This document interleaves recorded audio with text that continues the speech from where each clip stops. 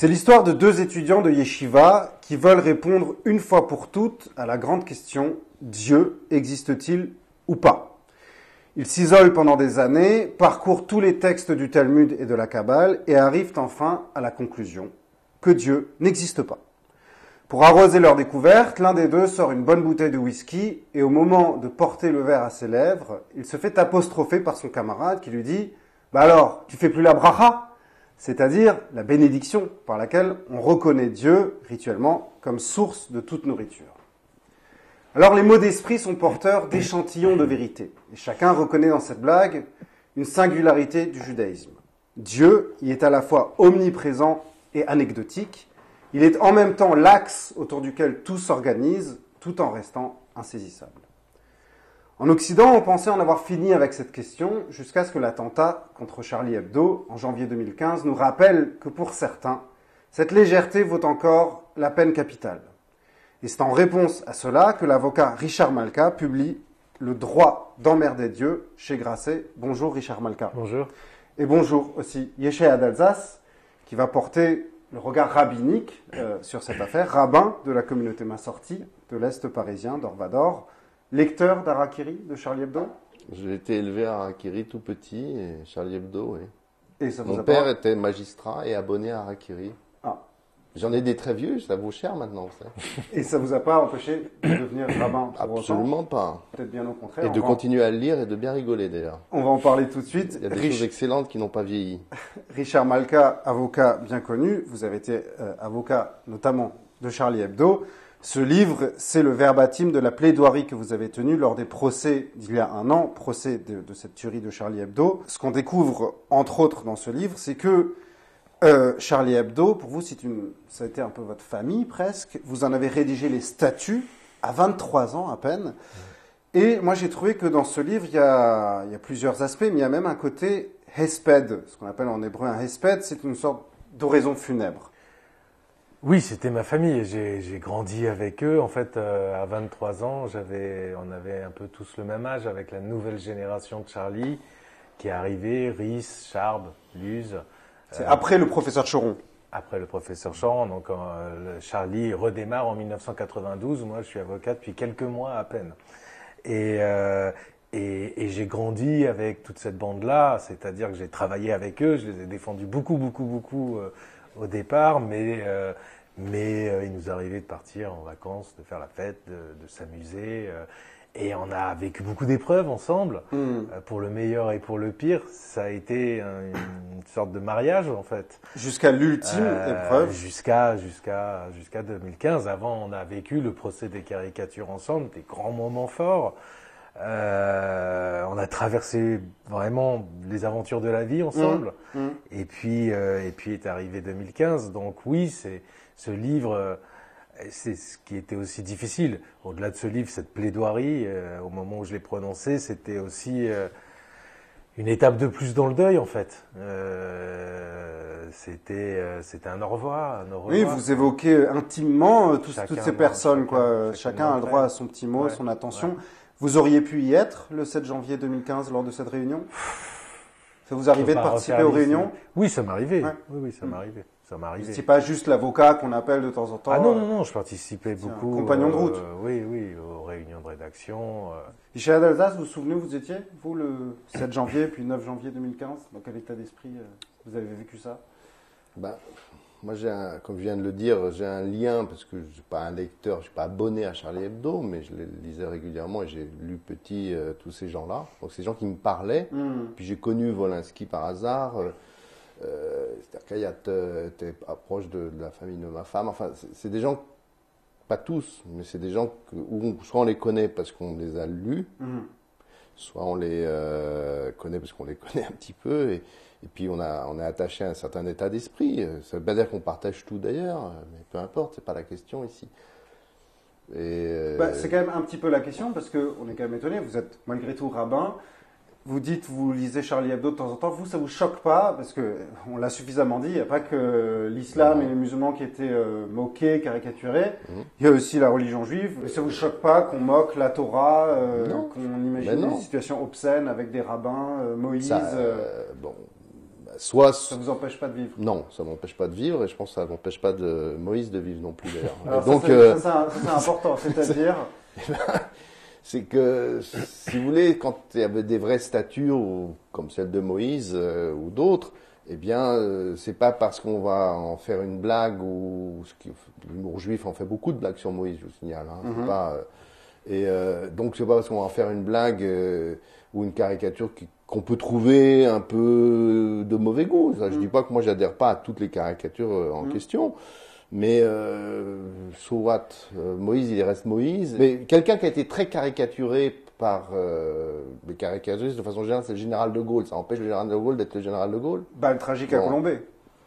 Pas que ça, il y en avait plein, il y a eu des choses excellentes. Dernièrement, c'est-à-dire la grandeur d'un homme ou d'une figure ou d'une idée n'est pas souillée par ceux qui veulent... Bien sûr que non. Je sais plus de qui est cette phrase, mais...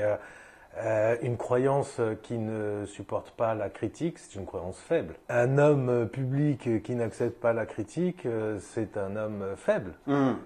Et franchement, on parlait de Moïse, et moi, c'est une interrogation que j'ai depuis le départ sur la question du blasphème et les réactions que ça entraîne. Mais imaginez Dieu.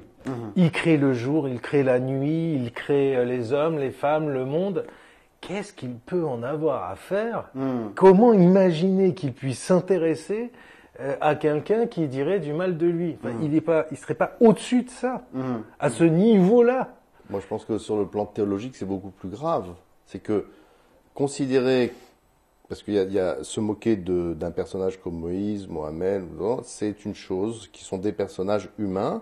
Et mais là, je reprendrai la très bonne caricature, justement, il est difficile d'être aimé par des cons, auquel j'adhère absolument. Et c'est un des problèmes des religions, c'est quelquefois d'être trop fréquenté par des cons. Vous mettez le judaïsme là-dedans? Bien sûr. Ouais.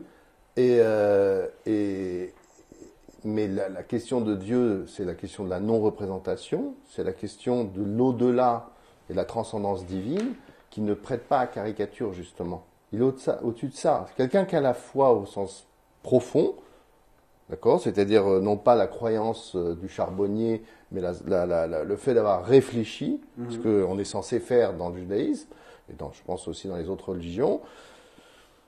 Alors, vous dites ça. C'est totalement au-delà de toute représentation, ça veut rien dire. Vous dites ça, les Shaya d'Alsace, pourtant, dans la Torah, on rigole pas avec la question du blasphème. Il y a un épisode, il se passe pas beaucoup de choses quand les Hébreux traversent le désert, mais il y a quand même un épisode biblique important qui illustre ça de façon radicale et violente. On est au chapitre 24 du livre du Lévitique.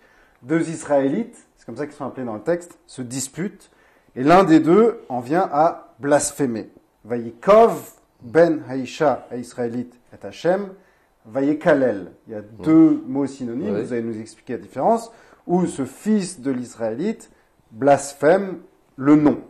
Verdict, il doit être lapidé par toute l'assemblée, et il est lapidé. C'est pas très Charlie, ça? Eh bien, ça, c'est un des textes intéressants. Dans mon parcours rabbinique, c'est un des textes qui m'a choqué toujours. D'accord? C'est ce genre de texte qui vous reste en travers de la gorge. Vous lisez la Torah, vous dites, c'est que ce truc, c'est pas possible, moi je n'adhère pas, c'est des primitifs, des sauvages. Bon, il faut quand même rendre compte de ce texte. Alors, oui, mais alors moi j'ai un principe justement de émouna, de foi. J'ai confiance dans le texte. Mais ça c'est une question de théologie, si je peux dire, employer ce terme. C'est-à-dire que qu'est-ce que c'est qu'un texte saint? C'est la rencontre entre un texte qui a son objectivité, celui qu'on vient de citer, partiellement, et le lecteur. Moi, ma subjectivité, je n'en démordrai pas, ce texte me choque. Ce texte, je n'y adhère pas. Pourtant, comme bon juif, je suis censé adhérer à ça. Qu'est-ce que je fais? Eh bien, je trouve une solution. Ça m'a pris du temps. J'ai lu ce texte. Alors, je ne vais pas en faire le commentaire maintenant parce qu'on n'a pas le temps. Une autre fois, si tu veux, dans les parachutes ou autre chose. Mais ce texte, à mon avis, est un texte profondément contre la lapidation. Si on le lit correctement. Mais oui, faut le lire. D'abord, ce texte, il a un rôle particulier dans la construction littéraire du Lévitique. Le Lévitique porte sur la question de la sainteté. Il ne raconte aucune anecdote sauf deux, qui sont toutes les deux quelque chose qui montre que la sainteté est quelque chose de dangereux et parle de profanation. Les fils d'Aaron, qui sont apparemment sous, c'est pas très clair ce qu'ils ont, qui sont brûlés par un feu divin. Puis cet épisode-là qu'on vient de citer, qui coupe le Lévitique en 3 parties, comme le temple est en 3 parties. Donc déjà, il y a une construction littéraire. Faut le comprendre. Ce texte a un rôle. Il faut lire un texte. Ensuite, l'épisode lui-même dit tout à fait autre chose que ce qu'il dit à première lecture, parce que au sein de cet épisode vient s'intégrer une loi, la fameuse loi du talion, qui dit que même loi pour vous et pour l'étranger. Et on donne le nom et la généalogie du personnage en question, montrant, sous-entendant qu'il y a un problème avec ça, ce que le Midrash a très bien saisi, et dit que un des problèmes de ce monsieur, c'est de ne pas trouver sa place dans un judaïsme normatif absolument carré, et que Moïse a une déficience, justement. Parce que son père n'était pas juif. Son père, c'était un Égyptien. C'est un texte contre Moïse. C'est un texte de critique contre Moïse. Seulement, il faut l'analyser correctement. Et où Moïse est incapable de répondre correctement. D'ailleurs, il cherche une réponse auprès de Dieu. Et il n'a pas le temps de parler. Il y a un autre phénomène dans ce texte très intéressant où il y a Moïse commence à parler, à donner la réponse aux Israélites et il ne finit pas. Il le lapide immédiatement. C'est exactement la même chose qu'on a avec Caïn et Abel où il commence à se parler sans... Il ne se parle pas. Et donc, une des morales de ce texte, c'est que le manque de parole, le manque d'explication, le manque d'intégration de ce personnage engendre le blasphème, engendre la violence de la société qui est incapable de supporter le blasphème. Et du coup, moi, je vous lis ce texte comme une critique profonde des gens qui lapident le blasphème. Pour bien comprendre ce que vous dites, c'est une dénonciation de la lapidation, car ici, la lapidation résulte d'une absence de parole. Tout à fait. Richard Malka aura raison de vous dire que là, les Juifs font encore du capillotracté, la lecture tordue de texte. Ça vous convainc, Richard Malka, comme lecture? Mais tant mieux. D'abord, alors effectivement, quand on ne débat pas, on se bat. La parole, c'est ce qui fait quand on vient pas aux mains, quand on n'est pas d'accord. C'est un processus d'intermédiation, comme la justice d'ailleurs. Quand on n'est pas content, y compris d'une caricature, on saisit un tribunal. Prend pas une Kalachnikov. Et par ailleurs, peu importe que je sois d'accord ou pas avec cette interprétation, ce qui est beau, c'est l'interprétation. C'est la capacité que les êtres humains s'accordent d'interpréter des textes. Et si c'est possible, c'est parce que, j'imagine, sans connaître, évidemment, je parle sous votre contrôle, mais qu'il y a un principe fondateur supérieur dans la Torah, qui est qu'on a le droit d'interpréter, de débattre, de commenter. C'est pas un droit, c'est un devoir. Un devoir. C'est l'obligation fondamentale d'étudier. Mais alors, justement, la transition est toute trouvée sur un point fondamental de votre livre, un rappel très important qui est qu'avant les attentats de 2015, il y a eu les procès de 2006 contre Charlie Hebdo, presque 10 ans avant, mais en fait, vous montrez bien qu'on ne comprend rien à l'histoire des attentats si on ne revient pas à cette histoire de procès. Et là, il y a une question de falsification de mensonges, parce qu'on peut interpréter, on peut lire subjectivement, mais il ne faut pas falsifier. Et vous expliquez que il y a les fameuses caricatures danoises, reprises par Charlie, mais ce qui met véritablement le feu aux poudres, et qui amène au procès et plus tard à l'attentat, ce sont des caricatures obscènes, diffusées par les frères musulmans eux-mêmes, et ni par Charlie ni par les Danois. Est-ce que vous pouvez nous revenir sur ce point ? En fait, effectivement, c'est pareil qu'un texte. Il faut replacer dans un contexte un attentat, parce qu'il a un sens, cet attentat-là. Toute l'histoire, moi je la fais débuter par l'assassinat de Theo van Gogh à Amsterdam en 2004.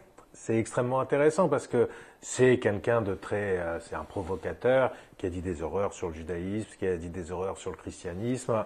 Bon, il lui est arrivé des polémiques, mais pas grand-chose d'autre. Et puis, il fait ce documentaire Submission avec Ayaan Hirsi Ali pour dénoncer la situation de la femme en islam, ce qui est un brûlot. Il est assassiné dans une rue d'Amsterdam, égorgé par un jeune Marocain, quasiment décapité, et ensuite on lui plante un couteau dans le dos, et c'est vraiment la matrice de ce qui va se passer ensuite, puisque sur ce couteau, il y a 2 menaces, l'une contre Ayaan Hirsi Ali, la co-réalisatrice, et l'autre contre les Juifs. Déjà les Juifs. Déjà les Juifs. Ce qui va se reproduire en 2015. On va y revenir. Il y a Charlie, et puis il y a l'hypercacher. Donc à partir de ce meurtre-là, ça a été un vrai traumatisme dans les pays du Nord. Un auteur d'extrême gauche se dit il faut transmettre des connaissances sur le Coran, je vais faire un Coran illustré comme il existe des Bibles illustrées, sans aucune polémique, simplement pour expliquer ce qu'est le Coran. Il ne trouve pas d'illustrateur, ça crée un scandale, et le Jyllands-Posten, à ce moment-là, s'empare de cette affaire. Journal danois, pour dire c'est quand même pas possible qu'on n'arrive pas à trouver un illustrateur pour faire quelque chose qui n'est pas polémique. Il y a un problème. Et donc lance ce concours de caricature et publie 12 caricatures dans le Jyllands-Posten qui sont en réalité assez anodines. Il y a une manifestation au Danemark, mais les caricatures sont publiées, y compris pendant le mois du Ramadan, en Égypte, dans un journal qui s'appelle Al-Fagr, aucune réaction. Et là, des imams danois, frères musulmans essentiellement, salafistes également, pas contents de cette absence de réaction à la hauteur de ce qu'ils espéraient, constituent un dossier de presse avec les caricatures publiées, mais surtout, comme ils comprennent qu'en fait ça va pas suffire, ça va pas amener les gens dans la rue, et ben ils en rajoutent. Et alors là, ils en rajoutent des vraiment horribles, avec un musulman en train de prier, sodomisé par un chien, avec le prophète Mahomet qu'il légende, voilà comment on représente le prophète au Danemark, et le prophète est en réalité en train de commettre un acte pédophile. Qu'ils ont fabriqués eux-mêmes. Alors, ils n'ont pas fabriqué eux-mêmes. Ils ont été les chercher sur Internet, sur des sites américains, ils ont complètement détourné les images. Ils ont fait un montage. Ils ont fait un montage, ils l'ont inséré dans le dossier, et ils sont partis faire le tour des capitales arabes avec ce dossier qui comportait donc de fausses caricatures. Les blasphémateurs, ce sont eux. Ce sont ces imams-là. Et c'est ça qui entraîne la suite. Et c'est ça qui, alors là, embrase le monde. Donc très vite, on va se rendre compte de ça, mais c'est trop tard. Et puis après, on s'intéresse plus à la réalité des caricatures. Et là, il y a quelque chose de passionnant parce que ça fait penser au protocole des sages de Sion, c'est-à-dire que la haine est toujours alimentée initialement par un mensonge, par un faux. C'est comme dans Samuel Paty. Dans Samuel Paty. C'est comme dans Mila. On lui fait dire des choses qu'elle n'a jamais dit. Et chez Paty. Au procès Mila, les jeunes la menaçaient de mort parce qu'elle aurait dit ceci, cela, qu'elle n'avait jamais dit. Et dans le cas de Samuel Paty, c'était quoi? Et dans Samuel Paty, le mensonge, c'est la jeune femme qui le dénonce n'était même pas dans son cours. C'est-à-dire que ça part toujours d'un faux. C'est-à-dire qu'il y a d'abord l'envie de tuer, puis alimenté par une fabrication. Absolument. Et alors, Yeshaya Adalza, je me tourne vers vous parce que ça fait quand même penser au surgissement du mal dans le monde selon la Bible. Comment ça commence cette affaire? C'est le serpent qui va voir Ève. Je sais que c'est un personnage qui vous tient à cœur. Richard Malka, vous avez publié un texte sur Ève. Le serpent va voir Ève et lui dit, est-ce que c'est vrai? Il paraît que Dieu vous a interdit de toucher l'arbre. Il la pousse contre l'arbre, elle voit qu'il se passe rien, et donc elle dit, si on peut le toucher, on peut aussi le manger. Sauf que Dieu n'a jamais interdit de toucher l'arbre, il a interdit d'en manger. Donc c'est-à-dire que au départ fut le mensonge. Alors, il y a la question du mensonge, il y a la question aussi, je dirais, ce qui est la problématique du sens, c'est-à-dire du sens qu'on donne aux choses. L'épisode du blasphémateur dans le Lévitique, chapitre 24, c'est un peu la même chose. C'est-à-dire qu'en fait, si on met, et c'est le problème des religions, si la religion n'offre à l'être humain qu'un visage qui est un visage inacceptable pour l'individu, ce qui est le cas du blasphémateur, ou quelque chose de pas cohérent, ce qui sera le cas de l'histoire du serpent, eh bien, à ce moment-là, l'individu peut dire, mais on me trompe, c'est pas valable. Et vous parliez du sens, tout à l'heure, vous me demandiez le sens de Nokev, Megadef, Mechalel, Mekalel, etc. C'est synonyme du blasphème. Oui. Tous ces synonymes du blasphème en hébreu, c'est très intéressant, c'est des synonymes de la légèreté ou d'enlever le sens. C'est-à-dire kalal, qui veut dire maudire, eh bien ça vient de kal, au sens de léger. C'est allégé. Nokev, qui veut dire maudire, ça veut dire percer littéralement. Trouer, c'est-à-dire le vider de sa substance. Kheref, que aussi là, c'est les acharif, quelque chose qui est épicé ou froid, le choref l'hiver, mais c'est sentir qu'il y a quelque chose qui va pas. Et en fait, dans l'épisode de c'est pour ça que je dis que c'est contre la lapidation, c'est que celui qui est lapidé dans le Lévitique, c'est quelqu'un qui dit mais votre truc marche pas parce que moi vous me donnez pas ma place. Il trouve un bug dans le système. Exactement. Et au lieu de donner une réponse cohérente, il voit l'incohérence et il dit donc votre truc ne tient pas. Et il allège la chose. C'est un peu comme dans l'épisode des explorateurs aussi. Oui, Pour faire capoter le projet, ils sont obligés d'inventer des fantasmes. Eh bien, la Torah est truffée d'anecdotes comme ça et de réflexions. Et le judaïsme, dans le Talmud, c'est plein de choses comme ça aussi, de réflexion sur la question de la cohérence des choses ou non. Et il y a un moment où la non-cohérence des choses a besoin d'être, il faut mettre à distance. Ou alors, faut vider la chose de sa substance, montrer qu'il n'y a pas de substance.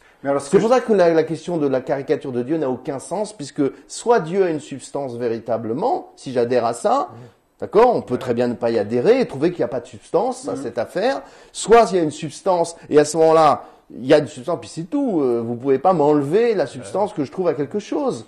C'est le mot soit, de Clémenceau soit c'est vidé. Que je cite dans le livre, au moment où les évêques veulent introduire une protection légale contre l'outrage à Dieu, et Clémenceau leur répond l'Assemblée n'est pas là pour ça, Dieu est bien assez grand pour se défendre tout seul. Ce qui sera repris par le Moufti de Marseille au moment des caricatures, il dit mais en fait un croyant qui pense que il faut descendre dans la rue, brûler des drapeaux et faire des violences parce qu'on a insulté son Dieu, c'est un mauvais musulman.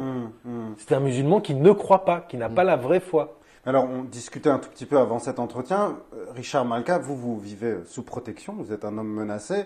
Vous disiez quand même, vous avez l'impression que les Juifs, en gros, ça les empêche pas de vivre l'histoire du blasphème. Oui, je dis ça, c'est empirique, parce que j'ai jamais eu, comme avocat de Charlie Hebdo pendant 30 ans, j'ai eu beaucoup de procès, d'abord d'associations catholiques intégristes. C'est important à dire, ça. Les 10 premières années ont été consacrées à ça, association très proche du Front National. Et puis ensuite, beaucoup de procès autour de l'islam. Je crois que j'en ai eu un en 30 ans sur la question de la représentation du judaïsme. Comment vous expliquez ça ? Je pense qu'effectivement, je pense surtout que les Juifs ont d'autres problèmes. Si c'était le seul problème, ce serait pas vraiment un souci. Et puis, je crois qu'il y a effectivement un rapport assez critique dans la Torah elle-même. Et moi, alors bizarrement, pendant le procès Mila, j'ai plaidé la Torah.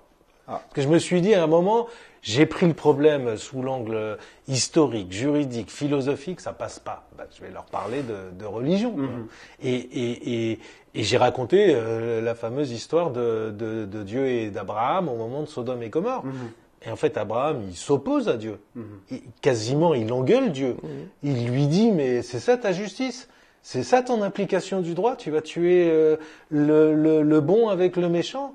Et Dieu cède, à chaque fois. Et c'est Abraham qui gagne. Ce qui veut bien dire que j'imagine que les gens qui ont raconté ça il y a des milliers d'années et qui l'ont écrit pour nous le transmettre, ils avaient la volonté de nous montrer que on peut. C'est une alliance en fait. C'est pas c'est une discussion. Il y a un dialogue. Vous êtes d'accord avec ça ? Absolument. Moi, je pense que ça fait partie. Les Juifs ont un rapport décomplexé au blasphème. Ils ont un rapport décomplexé relativement. Ce qui est intéressant dans le judaïsme, je pense, c'est une grande différence avec les autres grandes religions dont on parle comme ça, c'est que c'est pas une religion le judaïsme. Ah. Non. C'est quoi ? D'autres religions, ils ont une doctrine. Ou vous adhérez à la doctrine, ou vous n'adhérez pas à la doctrine. Et si j'ai une vision absolue de la doctrine, je ne vais pas supporter une remise en cause de cette doctrine. Le judaïsme ne repose pas sur une adhésion à une doctrine, il repose sur un peuple. Le judaïsme, c'est d'abord et avant tout un peuple. On est juif, on est juif. T'es athée, t'es blasphémateur, tu restes juif. Et la question d'ailleurs du blasphémateur, c'est de dire en tant que juif, donnez-moi ma place dans le camp. Vous ne me la donnez pas, moi, je suis pas content. La problématique du judaïsme, c'est que le peuple juif arrive à vivre ensemble. Et entre parenthèses, ce qui se passe dans le judaïsme, dans l'histoire, parce qu'il y a une histoire du blasphème dans le judaïsme, et il y a une histoire de l'hérétisme dans le judaïsme, il y a une histoire de l'intolérance dans le judaïsme. C'est pas qu'il n'y en a pas eu. Il y a eu quelquefois une certaine violence. on lapide pas, on tue pas en général, mais on peut être psychologiquement très violent. On a usé largement dans l'ancien temps du kherem, c'est-à-dire de repousser la personne de la communauté, de la mettre hors de la communauté pour une raison ou une autre, mais y compris quelquefois pour des affaires de blasphème. Mais dans l'ensemble, si vous regardez le judaïsme actuel, le problème, c'est encore le rapport à l'absolu. Et là, je le dis franchement, c'est un problème entre les courants du judaïsme et les courants du judaïsme qui sont dans l'absolu. C'est-à-dire, plus vous êtes orthodoxe, plus vous êtes amené à être, dans une certaine mesure, dans une certaine violence. Cette violence, elle peut être physique. Il y a eu des assassinats religieux dans l'histoire du judaïsme récent. L'assassinat de Rabin est le plus célèbre, mais il y a eu aussi une jeune fille poignardée, bon, certes par un type un peu dérangé, mais c'est toujours des gens dérangés. Les islamistes aussi sont des gens dérangés. À la Gay Pride. À la Gay Pride à Jérusalem. Et puis, il y a derrière ça, et ça il faut réfléchir, il y a une violence verbale. Il y a ceux qui incitent. Et ça, c'est un problème. Quand un grand rabbin traite d'hérétiques d'autres juifs sur une certaine antenne que celle d'Acadème, ça pose un problème. Parce que ça pose, lui, il ne pense pas violence. Je lui donne pas du tout ce crédit. Mais, si je le prends au pied de la lettre, et que je regarde ce que dit Maïmonide sur les hérétiques, et que je veux appliquer la loi de Maïmonide, il y a un concept dans le judaïsme très dangereux, par exemple, qui existe, qui est dans la Gemara Sanhedrin, c'est un mécanisme pogimbo, c'est-à-dire celui qui est canaille, c'est-à-dire le canaïm pogimbo, c'est-à-dire celui qui est canaille, celui qui est fanatique, Vengeur. qui est vengeur de Dieu, eh bien, il va le frapper. Il a cette liberté, entre guillemets. Eh bien, ce concept, il existe. C'est-à-dire que le judaïsme n'est pas exempt de cette problématique. Là, vous faites référence à une interview que j'ai réalisée récemment avec le grand rabbin de Paris, Michel Guggenheim, où, au milieu d'autres questions, je lui demandais ce qu'il pense des autres courants du judaïsme, et il disait que ce sont des hérésies. Voilà. C'est pas seulement ça, il refuse le dialogue. C'est à ce titre qu'il refuse le dialogue parce que ce sont des courants. Oui, mais la question n'est pas de polémiquer contre le grand rabbin en question. C'est juste pas ça dans le contexte. C'est juste de dire que dans le judaïsme, il faut pas exempter le judaïsme de cette problématique. Il faut pas, à mon avis, pour avoir un rapport sain sur ces problèmes au judaïsme, dire que le judaïsme n'est pas concerné. Il est aussi concerné, moins, mais il l'est. Alors, oui. C'est essentiel, là, vraiment, monsieur le rabbin touche, à mon avis, le cœur du débat avec cette question du rapport à l'absolu, ce que j'appelle, moi, la pureté, l'aspiration à la pureté. C'est toujours ça. C'est parce que c'est ne pas prendre en compte ce que sont les hommes, c'est-à-dire des êtres imparfaits. Et donc ça crée des frustrations terribles. Et c'est effectivement à la source de tous les plus grands malheurs de l'humanité, ce rapport à l'absolu et à la pureté. Alors c'est justement ce lien entre la religion et les hommes qui est essentiel aussi pour comprendre cette séquence des attentats janvier 2015.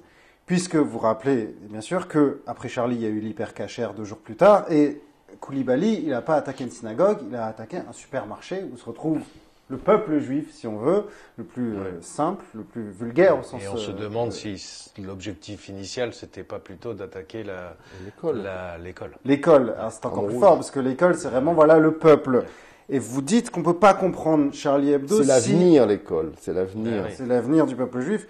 Vous dites qu'on peut pas comprendre Charlie Hebdo si on comprend pas l'hypercacher après. L'un va avec l'autre. Vous pouvez expliciter ça ? En fait, je pars d'un constat, c'est que depuis en fait 1791, il y a un lien entre la liberté d'expression et les Juifs. En 1791, décret abolissant le délit de blasphème, et en même temps, même année, c'est le décret sur l'égalité des Juifs. À Amsterdam, Theo van Gogh, Hypercacher et Charlie Hebdo.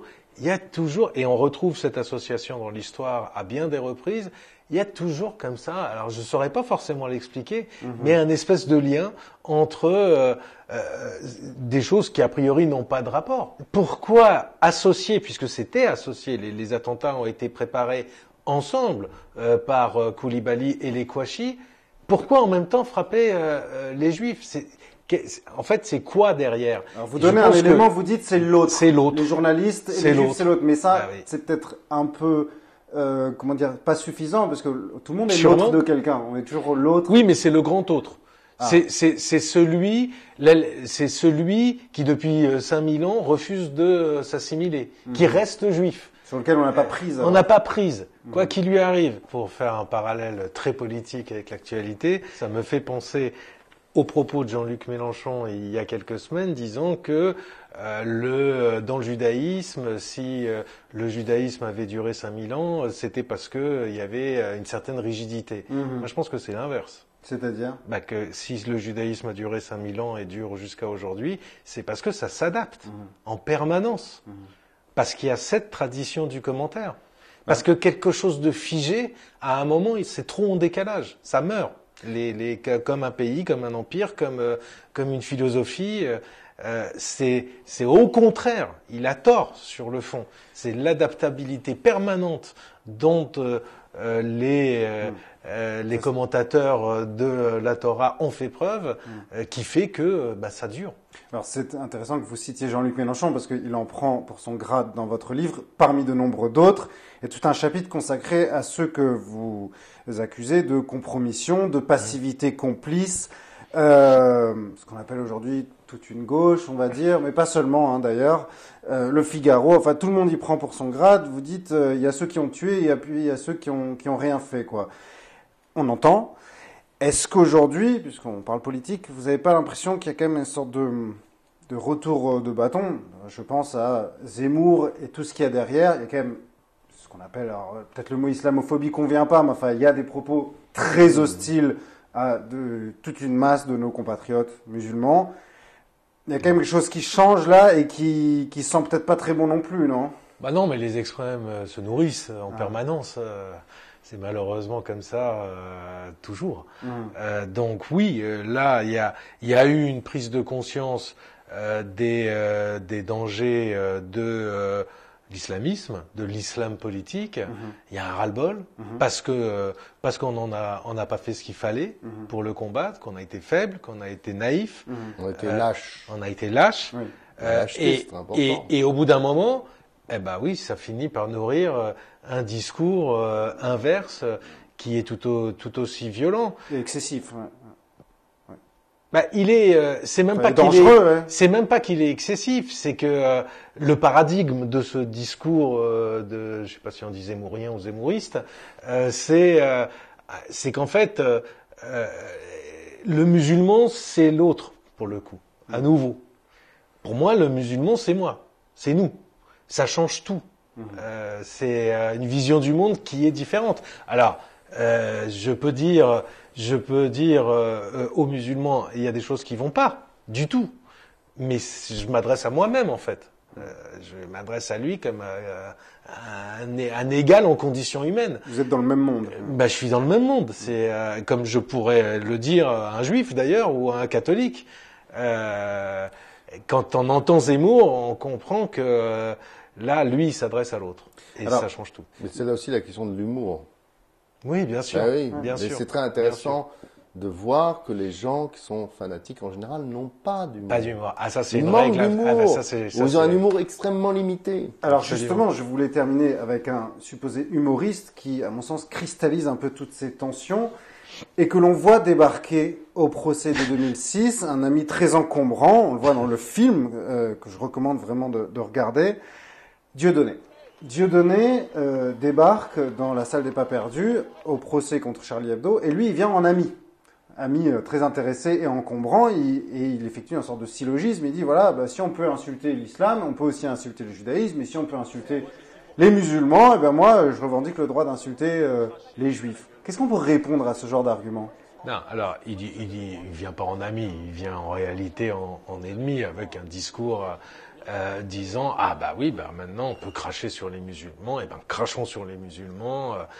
Et il fait son show. Il revendique la liberté d'expression. Personne. Oui. Comme Charlie à ce moment-là. Mais non, ça n'a rien à voir en fait. Qu'est-ce qu'on peut répondre à ça? Et c'est la question qu'on me pose dans les lycées depuis 10 ans et que l'on pose à tous mes amis aussi. En fait, et c'est toute la difficulté de le faire comprendre, la distinction elle est faite par la loi. C'est aussi simple que ça. On a le droit de critiquer toutes les croyances comme on veut, que ce soit l'islam, qui est une croyance, le judaïsme, le communisme. Vous pouvez en dire ce que vous voulez, parce que sinon ça devient des dogmes. Du coup, on tombe dans l'idolâtrie.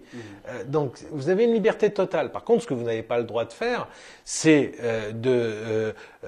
d'insulter quelqu'un parce qu'il est musulman, juif, chrétien ou homosexuel.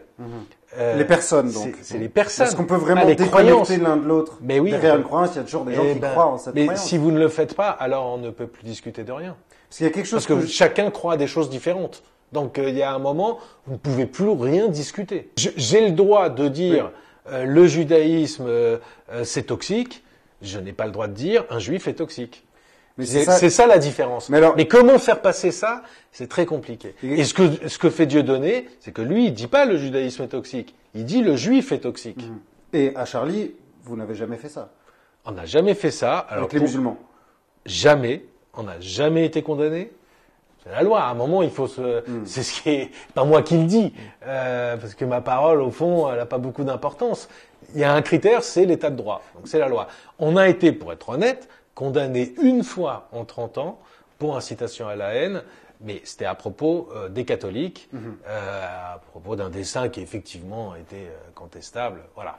Mais alors pourquoi est-ce que vous avez changé de stratégie de défense? Parce qu'il y a quelque chose qu'on comprend pas très bien dans ce procès de 2006. Au début, quand Charlie fait la une avec, c'est horrible d'être, c'est dur d'être aimé par des cons, on voit Philippe Val, conseillé par vous, dire on ne se moque pas des musulmans, on se moque des intégristes. Et c'est vrai que c'est écrit. Mahomet dépassé par sa base. Pourquoi après vous avez changé de stratégie et vous êtes passé en cours de route à ce que vous venez de dire, se moquer d'une religion, c'est pas se moquer d'une croyance. Pourquoi vous avez changé? Non, on n'a pas changé du tout. Non, il y avait différents dessins. Alors pour la une, mais ça c'était pas les dessins danois. Pour le coup, c'est le seul dessin de Charlie Hebdo. C'était la fameuse une de Cabu. Et là, mais il y a un moment, vous savez, moi, c'est compliqué parce qu'on n'arrive même pas à comprendre en fait ce qu'on nous reproche. Là encore, on retombe sur le faux, sur la falsification. C'est écrit en toutes lettres. Mahomet débordé par les intégristes, et Mahomet se met les mains sur les yeux et dit c'est dur d'être aimé par des cons. Donc les cons c'est les intégristes. Et Mahomet, qui est donc le représentant de la religion tel que nous le représentons, il est éploré. C'est-à-dire que nous le mettons du bon côté, Mahomet. Vous prenez la défense de l'islam. Mais oui. En fait. Il me semble que dans ces d'abord la caricature en question est une très bonne caricature, je trouve, excellente et qui est valable pour toutes les religions et toutes les doctrines. Mais il me semble que c'est ce qu'on vous dit qu'on ne comprend plus. C'est que chez le fanatique, il y a un moment où on ne comprend plus justement. Parce que le fanatique n'est pas basé sur un raisonnement. Le propre du fanatisme, c'est de ne pas raisonner. C'est de marcher avec son cœur. C'est pour ça que justement je dis que c'est de l'avodazara. Parce que, c'est-à-dire du paganisme dans le judaïsme, qui est la pire des choses. C'est que c'est dit très clairement chez Maïmonide.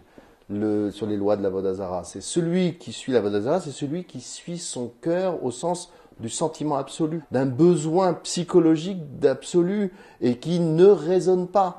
Et c'est le drame, et c'est là où il y a une incompréhension mais totale.